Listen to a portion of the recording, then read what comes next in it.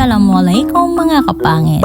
Ngayong araw pong ito ay napaka-espesyal para sa akin. Kaya bago natin simulan ay papakita ko muna sa inyo ang mga gaganapan before namin napuntahan ang sinasabi kong mahalaga or importanteng pupuntahan namin ngayon. Alas 3 na po ng hapon ang pagbiyahe namin papunta doon sa lugar na sinasabi kong napakahalaga at espesyal. Kasama ko dyan yung anak ng amo ko pati yung asawa niya.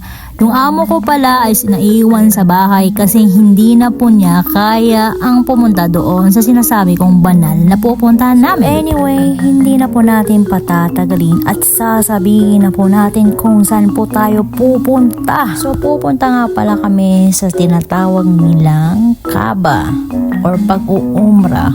Actually, matagal na po namin balak ito kaso wala pa po kaming oras. So, alhamdulillah, binigyan po tayo ng pagkakataon na pumunta para mag-umrah. Napaka-bless ko po kasi meron po akong employer na pinayagan po akong mag-umrah. Laking pasalamat ko kasi ganito yung napuntahan kong employer o mga amo. Actually, dito naman din ako nagtatrabaho sa Makkah. So, I grabbed the opportunity na makapunta po ako dito sa Kaaba. So, alhamdulillah kasi pinayagan po tayo.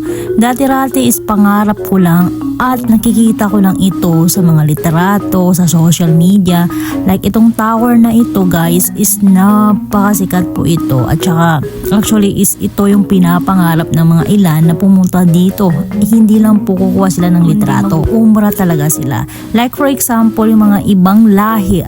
Mix na po yung pumupunta dito.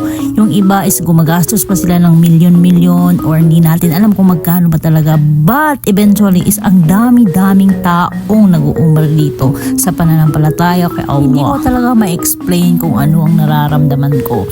Yung sobrang excited na sobrang saya na hindi ko maintindihan na maiiyak na lang ako kasi this is my first time. So anyway, kung nakikita ninyo kung bakit kami nakapaa or something na inalis po namin yung sapatos namin, pagpasok ko pa lang sa entrance is hindi na po pwede magsapatos sa loob kasi ganun po ang protocol nila. So anyway, habang naglalakad po kami dito is parang naluluha na po ako.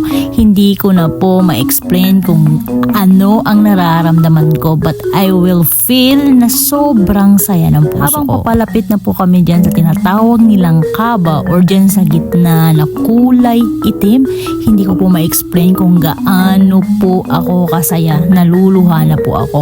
Ayan po, kung alam nyo lang po, hinahawakan po ng anak ng amo ko yung kamay ko para hindi po ako mawala kasi sobrang dami ng tao guys. Diyan pa po is naluluha na po ako. Hindi ko po maintindihan basta I feel happy. Hindi ko po talaga ma-explain kung gaano ko kasaya na nakita mismo ng personal yung Kaaba. Alhamdulillah. So kumuha na rin ako ng tubig dito na tinatawag nilang Zamzam. Nakiinom ako dito guys kasi sinasabi ng anak ng amo ko this is the banal of water in the Kaaba. So nakiinom talaga ako guys. Kung hindi ako nagkakamali, yung tubig na Zamzam, yung tubig mismo na iniinom namin is doon nang galing sa may bato na sinasabi nilang doon ka manunumpa na hindi ka nagagawa ng kasalanan. Anyway, abangan nyo na lang po ang part 2 nitong video ito. Maraming salamat sa panunood. I love you.